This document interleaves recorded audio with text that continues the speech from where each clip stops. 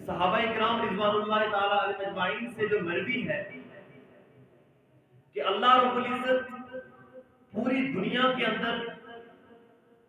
اتنی بارش ضرور برساتے ہیں جتنی کہ لوگوں کو یا جاندار کو چرند پرند کو ضرورت ہوتی ہے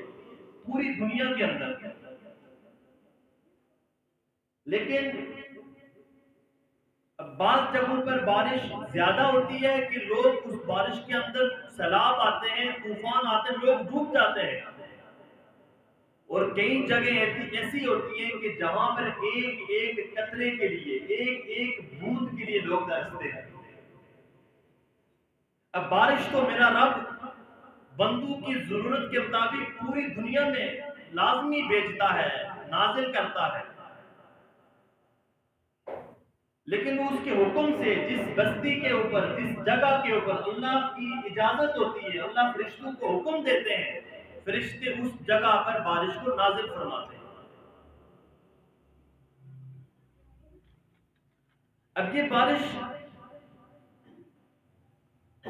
جو بادل ہے اللہ رب العزت ان کو حکم دیتے ہیں، بعض جگہوں پر زیادہ برستی ہے، بعض جگہوں پر کم برستی ہے. اور جہاں پر بارش کم برستی ہے وہاں کے جو جاندار ہوتے ہیں، جو کیڑے مکوڑے ہوتے ہیں، جو چوپائے ہوتے ہیں، جو رینگنے والے جانور ہوتے ہیں، تو وہ آسمان کی طرف نگاہ کر کے بندے پر لان تان کرتے ہیں. کیوں لان تان کرتے ہیں؟ کہ اعمال انسان کے ہیں، کرتوت انسان کے ہیں، اور اس انسانوں کے بدعمالیوں کی وجہ سے، انسانوں کے ان گناہوں کی وجہ سے ہم بھی پانی سے محروم ہو چکے ہیں، ہمارے اوپر بھی بارش نہیں برس رہی. تو وہ گویا چوپائے، رینگنے والے جانور، چھوٹے چھوٹے کیڑے مکوڑے جنہیں ہم جنگل کے اندر آگ کی نظر کر دیتے ہیں، وہ اللہ کی طرف نگاہ کر کے انسان کو تان و تشنیع کرتے ہیں، برا بلا کہتے ہیں کہ اس انسان کی، اس حضرت انسان کی وجہ سے اللہ پر بارش نہیں برسا، بارش نازل نہیں کرتا. قرآن مجید فرقان حمید کی سورہ نوح کی میں نے چند آیات آپ کے سامنے تلاوت فرمائی. اللہ رب العزت فرماتے ہیں فَقُلْتُ اسْتَغْفِرُوا رَبَّكُمْ. حضرت نوح علیہ السلام کا واقعہ چل رہا ہے اور حضرت نوح اپنی قوم کو سمجھا رہے ہیں، توحید کی دعوت دے رہے ہیں، دین کی دعوت دے رہے ہیں. اور جب حضرت نوح علیہ السلام تھک ہار گئے، حضرت نوح نے کہا استغفروا ربکم، اپنے رب سے معافی طلب کرو، گناہوں کی معافی مانگو. انہ کان غفارا، اس لیے کہ وہ گناہوں کو معاف کرنے والا ہے. اس سے پتہ یہ چلا کہ انسان کو اترانا نہیں چاہیے، انسان کو غرور، گھمنڈ، تکبر نہیں کرنا چاہیے. ہر وقت اللہ کے سامنے عاجز رہنا چاہیے، اللہ کے سامنے بچھا ہوا رہنا چاہیے. اور انسان کو یہ سوچنا چاہیے کہ میں جو اعمال کر رہا ہوں، میری اوقات اتنی نہیں تھی جتنا میرا رب نے مجھے نوازا ہے، اس کے اوپر اس کا شکر ادا کرنا چاہیے. اور اسی لیے علماء نے لکھا ہے، اور بلکہ حدیث مبارکہ میں بھی آتا ہے کہ ہر ایک کو اپنے سے اچھا سمجھو. حضرت سفیان ثوری اللہ کے ولی گزرے، فرمانے لگے کہ 6 مہینے تک مجھ سے تہجد کی نماز قضا ہو گئی. وجہ کیا بنی؟ ایک مرتبہ مسجد کے اندر گئے، اور مسجد کے اندر گئے تو دیکھا ایک نوجوان گڑ گڑا کر، رو کر اللہ سے دعائیں مانگ رہا ہے. حضرت سفیان ثوری کہنے لگے میرے دل میں بات آئی کہ یہ نوجوان ریاکاری کر رہا ہے، یہ دکھلاوے کے لیے اللہ سے دعائیں مانگ رہا ہے، اور ہمارے سامنے یہ گڑ گڑا کر جو ہے وہ اللہ سے معافی مانگ رہا ہے. صرف میرے دل کے اندر یہ بات آئی کہ وہ نوجوان ریاکاری کی وجہ سے اللہ سے دعائیں مانگ رہا ہے. فرمایا اس عمل کی وجہ سے 6 مہینے تک مجھ سے تہجد کی نماز قضا ہو گئی، صرف ایک چھوٹے سے عمل کی وجہ سے. فرمایا استغفروا ربکم، اپنے رب سے معافی مانگو. جب قحط سالی آ جاتی ہے اللہ کے نبی کے دور کے اندر، خشک سالی آ جاتی، حدیث مبارکہ کے اندر آتا ہے کہ خرج الی النبی صلی اللہ علیہ وسلم الی المصلی متخشعا، کہ اللہ کے نبی مسلح کی طرف جاتے اور اللہ کے سامنے عاجزی اختیار کرتے، گناہوں کی معافی مانگتے۔ آج ہمارے یہاں جس طرح زلزلہ آتا ہے، ہونا تو یہ چاہیے کہ لوگ مسجد کی طرف بھاگیں، لوگ موبائل کے اوپر فیس بک کے اوپر پوسٹیں شیئر کرنا شروع کر دیتے ہیں۔ اور ہونا تو یہ چاہیے کہ اللہ سے معافی مانگی جائے، گناہوں کی معافی مانگی جائے، یہ جائے کہ وہ موبائل کے اندر آپ جو ہے وہ چیزیں شیئر کر کے فلاں جگہ پر اتنا جھٹکا ہوا اتنا جھٹکا ہوا، نہیں، اللہ کے نبی کا یہ عمل نہیں۔ اللہ کے نبی نے ہمیں عمل سکھایا کہ جب کوئی تکلیف آئے، آزمائش آئے، اللہ کی طرف رجوع کرو، اللہ تعالیٰ تمہاری اس تکلیف کو دور فرما دے گا۔ اللہ کے لیے کوئی مشکل نہیں ہے، جب بھیجنے والا وہ ہے تو اس کے لیے مشکل نہیں ہے کہ اس کو دور بھی کرو۔ جب تم استغفار کرو گے اللہ سے، فرمایا یرسل السماء علیکم مدرارا، وہ رب آسمان سے تم پر موسلادھار بارش برسائے گا۔ صرف بارش نہیں، وَيُمْدِدْكُمْ بِأَمْوَالٍ وَبَنِينَ، میرا رب تمہارے مال کے اندر، تمہاری اولاد کے اندر بھی اضافہ کرے گا۔ اس کا مطلب یہ ہوا کہ بعض اوقات انسان مال کی وجہ سے، اولاد کی وجہ سے اللہ کا نافرمان بن جاتا ہے۔ اس لیے کہا گیا انما اموالکم واولادکم فتنہ، یہ جو تمہارا مال ہے جس کے اوپر تم فخر کرتے ہو، واولادکم جو تمہاری اولاد ہے، بنین تمہارے جو بیٹے ہیں، فتنہ یہ اللہ کی طرف سے آزمائش ہے۔ یا ایھا الذین آمنوا ان من ازواجکم واولادکم عدوا لکم، ایمان والو یہ تمہاری بیویاں، یہ تمہاری اولادیں، یہ تمہارے دشمن ہیں۔ کیسے دشمن ہیں؟ کہ جب تم ان کی وجہ سے اللہ کے باغی بن جاؤ گے، جب تم ان کی وجہ سے حرام اور حلال کے درمیان تمیز ختم کر دو گے، جب تم ان کی وجہ سے کسی ناحق کا حق مارو گے، فرمایا جب تم اللہ کی بغاوت اختیار کرو گے تو یہی اولاد جس کے لیے تم سب کچھ کر رہے ہو، یہ تمہاری کل قیامت والے دن دشمن بن جائے گی، تمہارا گریبان پکڑے گی، اور تمہاری بیویاں تمہاری دشمن بن جائیں گی کہ ہم نے تو نہیں کہا تھا تمہیں یہ کام کرنے کے لیے۔ تو فرمایا وَيُمْدِدْكُمْ بِأَمْوَالٍ وَبَنِينَ، کہ یہ جو مال ہے اور یہ جو اولاد ہے یہ تمہارے لیے آزمائش بنا دی جائے گی، اور کل قیامت والے دن جب انسان اللہ کے سامنے کھڑا ہوگا، اللہ پوچھے گا کہ دنیا کے اندر جو تمہارے پاس مال تھا وہ کہاں سے آیا، کس طریقے سے تم نے وہ مال کمایا، اور پھر اس مال کو کہاں پر خرچ کیا، یہ سوال کرے گا میرا رب، اور جب تک ان سوالوں کے انسان جواب نہیں دے گا اپنی جگہ سے قدم نہیں ہلا سکے گا۔ تو توبہ استغفار کی وجہ سے، توبہ استغفار کی وجہ سے اللہ رب العزت موسلادھار بارش برساتا ہے۔ آپ پچھلی قوموں کے واقعات پڑھیں، قوم عاد کے واقعات پڑھیں، قوم سمود کے واقعات پڑھیں، قرآن بھرا پڑا ہے۔ کوئی نمازیں نہ پڑھنے کی وجہ سے ہلاک نہیں ہوا، کوئی زکوٰۃ نہ دینے کی وجہ سے ہلاک نہیں ہوا، ہلاک ہوا تو ناپ تول میں کمی کرنے کی وجہ سے، ہلاک ہوا تو حقوق العباد کو پورا نہ کرنے کی وجہ سے، ہلاک ہوا تو دوسرے کا حق ماننے کی وجہ سے، اس وجہ سے ہلاک ہوا۔ تو اللہ رب العزت فرماتے ہیں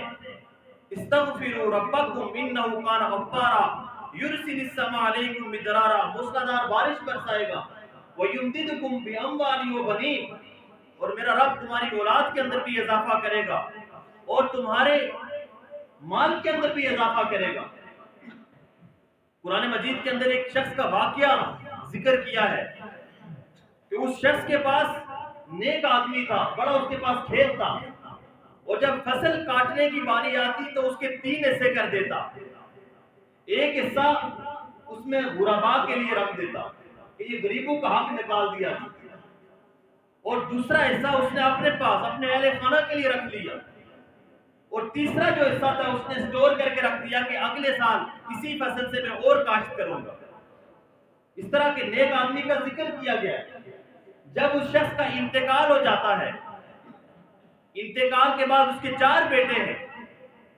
اب چاروں بیٹے کیا کرتے ہیں کہ جب فصل تیار ہو جاتی ہے تو وہ ایک دوسرے سے بات چیت کرتے ہیں کہ ہم فجر سے پہلے ہی وہاں پر چلے جاتے ہیں، فجر کی نماز سے پہلے وہاں پر چلے جاتے ہیں کہ راتوں رات ہم اپنی فصل کاشت کر دیتے، سارا کا سارا جو کاشت ہوگی، سارا کا سارا جو خزانہ ہوگا وہ ہم اپنے گھر لا کر رکھ دیں گے۔ اب جب وہاں پر وہ گئے تو دیکھا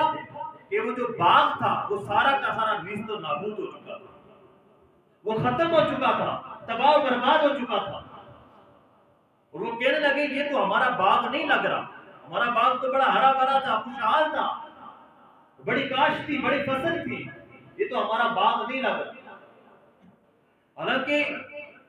اللہ رب العزت نے جب وہ نیک شخص جب وہ کاشت کرتا تھا تو اس کو 3 حصے کرتا تھا، اور جب ان کی نیت پہ کھوٹ آ گیا، جب انہوں نے غربا کے لیے حق نہیں نکالا، جب انہوں نے اس کے لیے اللہ کا جو مال ہے وہ نہیں نکالا،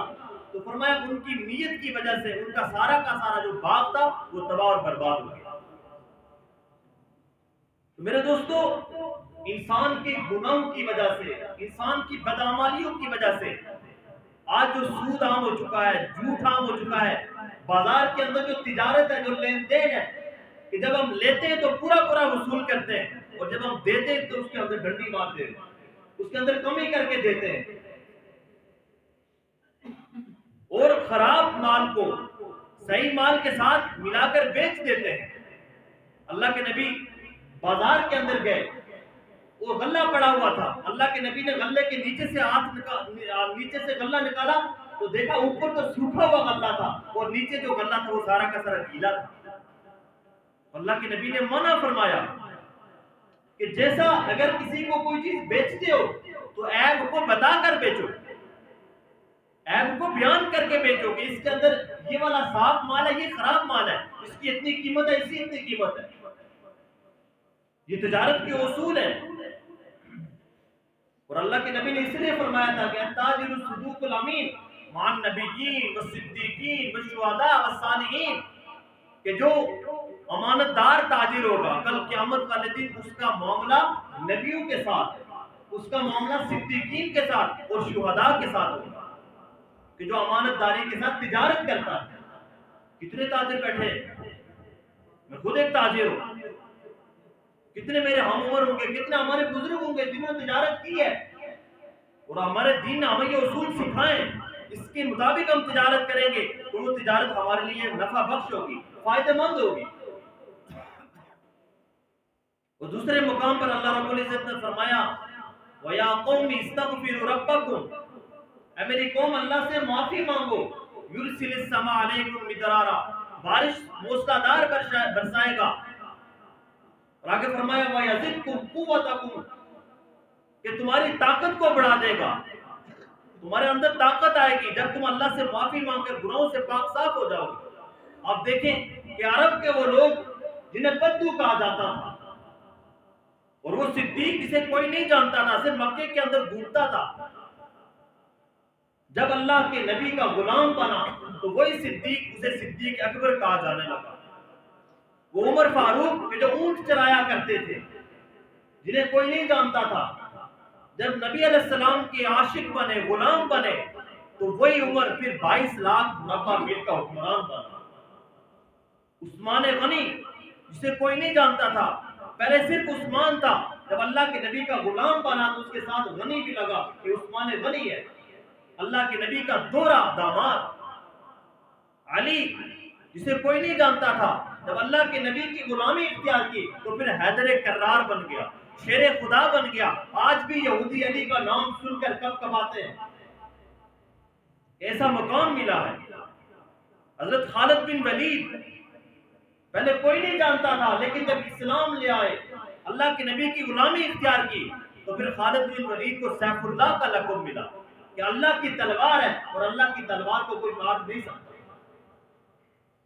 تو اس لیے اس موقع کے اوپر توبہ استغفار کی ضرورت ہے۔ ہمارا قرآن ہمیں رہنمائی کرتا ہے اس موقع کے اوپر کہ ہماری بدعمالیوں کی وجہ سے، گناہوں کی وجہ سے۔ اب دیکھیں حضرت موسیٰ علیہ السلام کے دور کے اندر اسی طرح بارش نہیں ہو رہی تھی، اور حضرت موسیٰ علیہ السلام اپنے سارے کے سارے قوم کو لے کر ایک میدان کے اندر چلے گئے اور توبہ استغفار کرنے لگے، ہر ایک معافی مانگنے لگا، بارش نہیں برس رہی۔ اللہ کی طرف سے حضرت موسیٰ کو وحی ہوئی، موسیٰ اس مجمع کے اندر ایک شخص ہے، جب تک وہ اس مجمع سے باہر نہیں نکلے گا اس وقت تک میں بارش نہیں برساؤں گا۔ حضرت موسیٰ علیہ السلام جب وحی پہنچی مجمع میں اعلان کیا کہ اللہ کی طرف سے میرے پاس وحی آئی ہے کہ میرا ایک تیری قوم کا ایک میرا گناہگار بندہ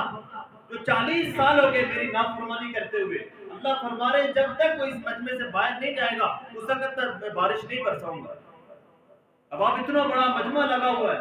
اب ایک نوجوان اللہ کا بندہ وہ کہہ رہا ہے کہ اگر میں اس مجمع سے باہر نکلوں گا مجھے شرمندگی ہوگی، وہ شرمندگی محسوس کرے گا۔ تو دل ہی دل میں اللہ کے ساتھ ایک کنیکشن قائم کر لیا، ایک رابطہ قائم کر لیا، توبہ استغفار کرنے لگا کہ اللہ تو ایبو پر پردہ ڈالنے والا ہے، تو گناہوں کو معاف کرنے والا ہے، اگر میں اس وقت باہر نکلوں گا پورا کا پورا مجمع دیکھے گا میں رسوا ہو جاؤں گا، میرے حال پہ رحم فرما دے۔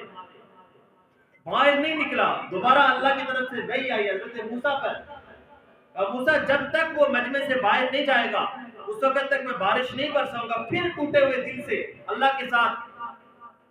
کنیکشن مل گیا، دعا کے لیے کوئی الفاظ کی ضرورت نہیں پڑتی، کوئی سجے دجے الفاظ کی ضرورت نہیں پڑتی، کوئی ردیف اور قافیے ملانے کی ضرورت نہیں پڑتی، دعا تو شکستہ دل کے ساتھ ہوتی ہے۔ جب انسان ٹوٹے ہوئے دل کے ساتھ اللہ کے ساتھ جڑ جاتا ہے، اللہ سے مانگنا شروع ہو جاتا ہے تو میرا رب اپنی رحمت کے دروازے کھول دیتا ہے۔ جب حضرت موسیٰ علیہ السلام کو دوبارہ وحی ہوئی کہ اس بندے کو کہا جائے کہ مجمع سے نکل جائے، وہ شخص اللہ سے معافی مانگنے لگا، توبہ کرنے لگا، اور اسی دوران اللہ کی رحمت جوش میں آئی اور اللہ رب العزت نے اس کو معاف کر کے وہ مجمع سے باہر نہیں نکلا، لیکن اللہ نے آسمان سے موسلادھار بارش برسانا شروع کر، لوگ خوشی خوشی اپنے گھروں کو چل گئے۔ حضرت موسیٰ نے پوچھا اللہ وہ بندہ تو مجمع سے نکلا کوئی نہیں، آپ نے بارش کیسے برسا دی؟ تو اللہ فرمانے لگے کہ یہ بات یہ ہے کہ وہ جو میرا گناہگار بندہ تھا اب اس کی اور میری صلح ہو گئی ہے، اب اس کی اور میری دوستی ہو گئی ہے، اب اس کا اور میرا تعلق استوار ہو گیا ہے، اس نے اپنے گناہوں سے معافی مانگ لی ہے، میں نے اس کے گناہوں کو معاف کر دیا ہے۔ حضرت موسیٰ کہنے لگے اللہ مجھے اس کا نام تو بتا دے، وہ کون ہے، میرا امتی ہے۔ کہا موسیٰ عجیب بات ہے کہ جب وہ میرا مجرم تھا، جب وہ میرا نافرمان تھا، اس وقت تک میں نے کسی کو اس کا نام نہیں بتلایا، اب تو وہ میرا دوست بن چکا ہے، اب تو وہ میرا قریبی بن چکا ہے، اب میں اس کا نام کیسے بتا سکتا ہوں؟ تو یہ رب کی کریمی ہے۔ تو دیکھیں اس وقت بنی اسرائیل کا صرف ایک شخص جو گناہگار تھا اور اس ایک گناہگار کی وجہ سے اللہ کی رحمت نہیں برستی تھی، تو آج میں اور آپ اپنے گریبان میں جان کر دیکھیں، اپنے معاشرے کے اندر نظر دورا کر دیکھیں، ہر ایک شخص گناہگار ہے اور اپنے اپنے انداز کے ساتھ وہ رب کی نافرمانی کر رہا ہے، وہ کسی شعبے کے ساتھ تعلق رکھتا ہے، وہ کسی بھی لائن کے ساتھ تعلق رکھتا ہے، وہ ہر اعتبار سے اپنے رب کا نافرمان ہے۔ تو جب ہر شخص رب کا نافرمان ہوگا تو پھر اللہ کی رحمت کیسے برسے گی؟ پھر اللہ کی رحمت ہم پر کیسے برسے گی؟ تو یہ اللہ رب العزت نے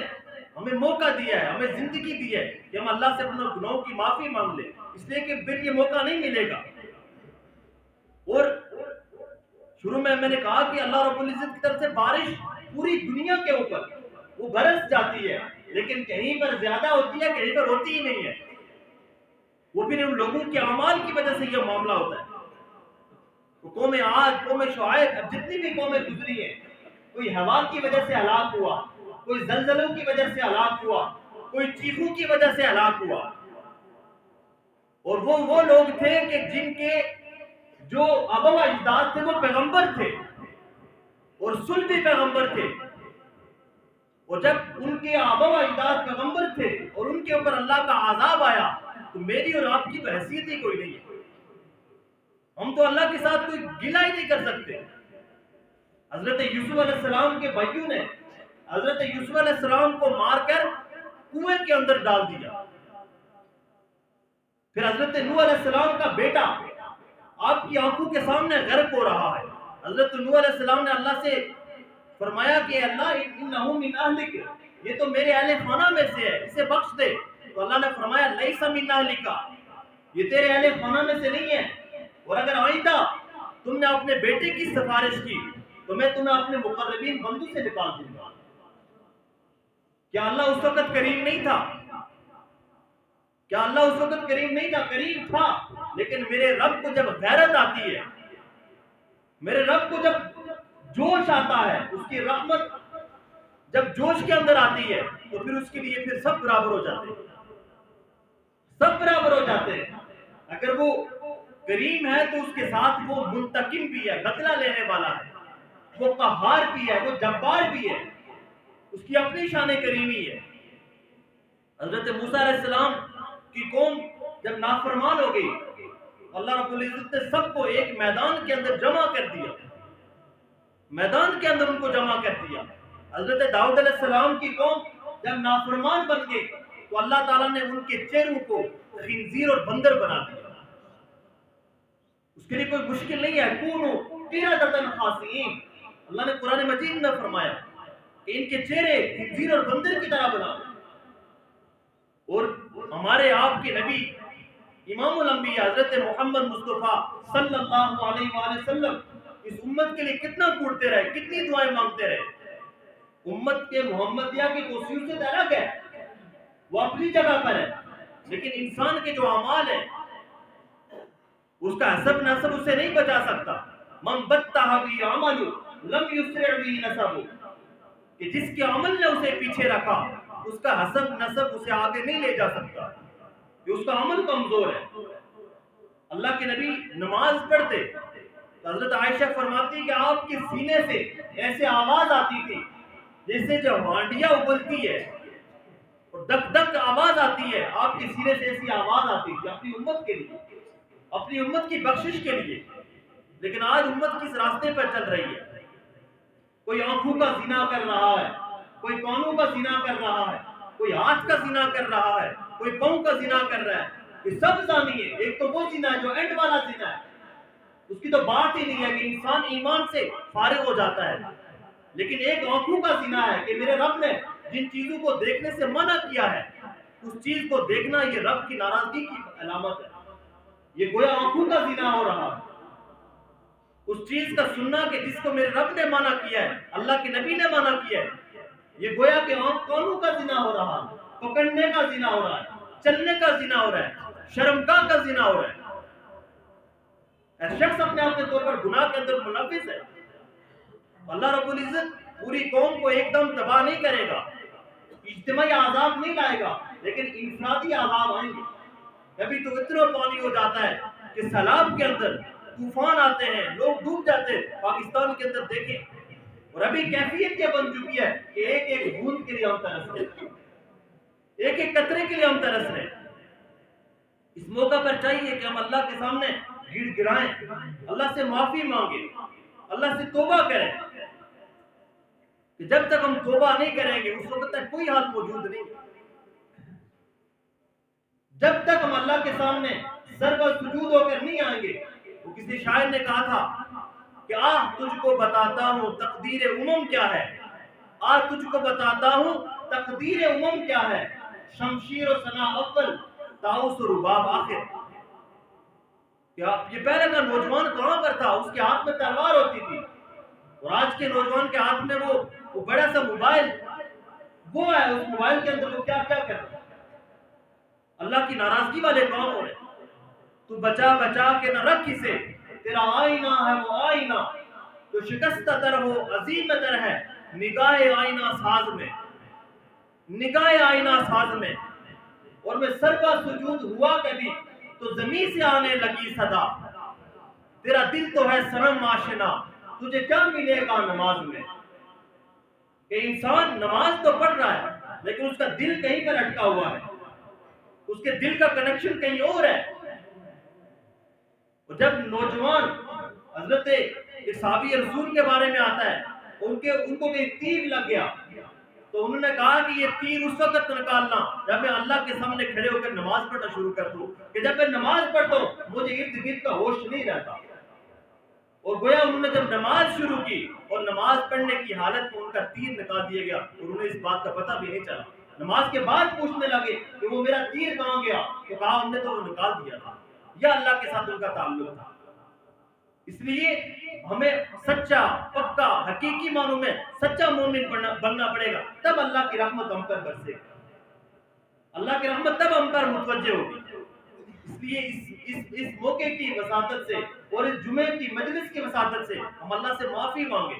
کہ پروردگار تو بڑا کریم ہے، تیری شان بڑی کریمی والی ہے، تو رحیم ہے، تیرے پاس کسی چیز کی کمی نہیں ہے، تیری مخلوق پانے کے لیے پریشان ہے، چوپائے پریشان ہے، زمین کے چھوٹے چھوٹے کیڑے مکوڑے جاندار پریشان ہیں۔ اللہ سے رحمت کی دعائیں مانگی جائے، تبھی ہم پر اللہ کی رحمت متوجہ ہوگی۔ اللہ سے دعا ہے کہ اللہ رب العزت